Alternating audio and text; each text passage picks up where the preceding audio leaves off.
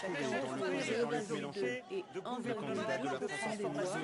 Le seul à frôler la barre des 5% nécessaires au remboursement des frais de campagne et Nicolas Dupont-Aignan, le leader de Debout la France, réalise ainsi une bien meilleure performance. Jean-Luc Mélenchon a d'abord appelé sur les réseaux sociaux à la retenue face aux estimations des résultats.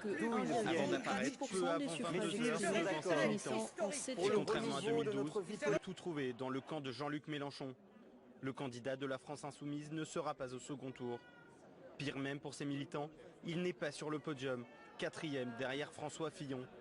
Malgré un score bien supérieur à celui de 2012, la frustration est grande à son QG. On savait que ça se jouerait vraiment à quelques voix, quoi. Et du coup, il y avait un grand espoir. Et quand on voit un résultat comme ça, forcément, on est déçu. C'est une déception parce que j'ai l'impression que les gens veulent Macron. L'élection de Macron, c'est la preuve que les gens veulent que le système reste inchangé. On y croyait vraiment tous. On y croyait à Mélenchon, ne serait-ce qu'au deuxième tour qui passe. Et Macron-Le Pen, non, c'est impossible. On va vivre dans l'enfer. Jean-Luc Mélenchon a d'abord appelé sur les réseaux sociaux à la retenue face aux estimations des résultats, avant d'apparaître peu avant 22 heures devant ses militants. Et contrairement à 2012, le candidat de la France Insoumise ne donne pour le moment aucune consigne de vote. Chacune d'entre vous sait en conscience quel est son devoir. Je n'ai reçu aucun mandat des 450 000 personnes qui ont décidé de présenter ma candidature pour m'exprimer à leur place sur la suite. Une position. Chacun entre 0,2 et 1,2% des voix. Le seul à frôler la barre des 5% nécessaires au remboursement des frais de campagne est Nicolas Dupont-Aignan. Le leader de Debout la France réalise ainsi une bien meilleure performance qu'en 2012 lors de sa première candidature à la fonction suprême. Il n'avait obtenu que 1,8% des suffrages exprimés, finissant en 7e position. Malgré la tyrannie des sondages, l'inégalité scandaleuse des temps de parole, la disproportion des moyens financiers, vous avez été près de 2 millions à m'accorder votre vote. Soyez certains, aujourd'hui, à la veille du second tour, que je mesure le poids de votre confiance et la responsabilité qui pèse sur mes épaules.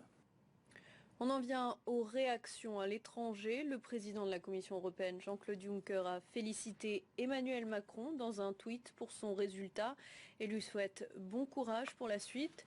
La chef de la diplomatie de l'Union, Federica Mogherini, a elle écrit en français « Voir les drapeaux de la France et de l'UE saluer le résultat de Emmanuel Macron. C'est l'espoir et le futur de notre génération ». Et Berlin annonce aussi son soutien au candidat d'En Marche par le biais du porte-parole de la chancelière Angela Merkel. Il lui souhaite bonne chance et salue ses prises de position pour une Union européenne forte et une économie sociale de marché. Mes chers compatriotes, vous m'avez porté au second tour de l'élection présidentielle.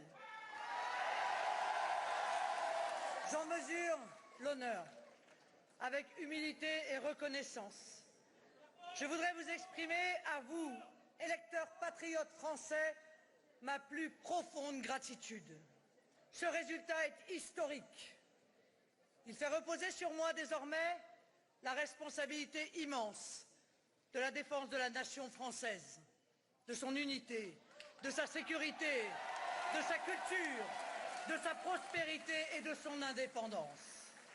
Malgré tous mes efforts, malgré ma détermination, je n'ai pas réussi à vous convaincre.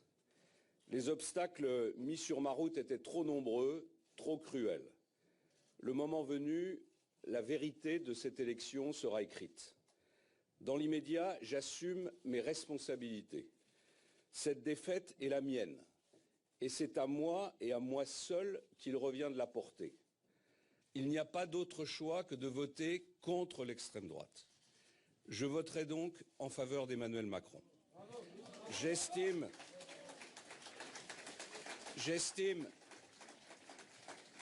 de mon devoir de vous le dire avec franchise et il vous revient maintenant en conscience de réfléchir à ce qu'il y a de mieux pour votre pays et pour vos enfants. J'ai échoué à déjouer le désastre qui s'annonçait depuis plusieurs mois et peut-être plusieurs années. J'en assume pleinement la responsabilité sans me défausser sur les circonstances du quinquennat ni les trahisons. C'est la seule attitude que me dicte mon éthique politique. Cet échec est une profonde meurtrissure. J'appelle donc à battre le plus fortement et le plus puissamment possible le Front National, à battre l'extrême droite en votant pour Emmanuel Macron, même si celui-ci n'appartient pas à la gauche et n'a pas vocation à le représenter demain. Je fais une distinction claire, totale, entre un adversaire politique et une ennemie de la République. Je veux construire une majorité de gouvernement et de transformation nouvelle. Elle sera faite de nouveaux visages, de nouveaux talents. Chacune et chacun peut y avoir sa place. Je ne demanderai pas à ceux qui me rejoignent d'où ils viennent, mais s'ils sont d'accord pour le renouveau de notre vie politique, pour assurer la sécurité des Français, pour libérer le travail, pour refonder l'école, pour permettre à chacun de progresser dans la société d'où qu'il vienne.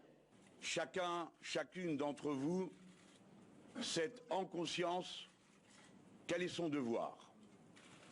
Je n'ai reçu aucun mandat des 450 000 personnes qui ont décidé de présenter ma candidature pour m'exprimer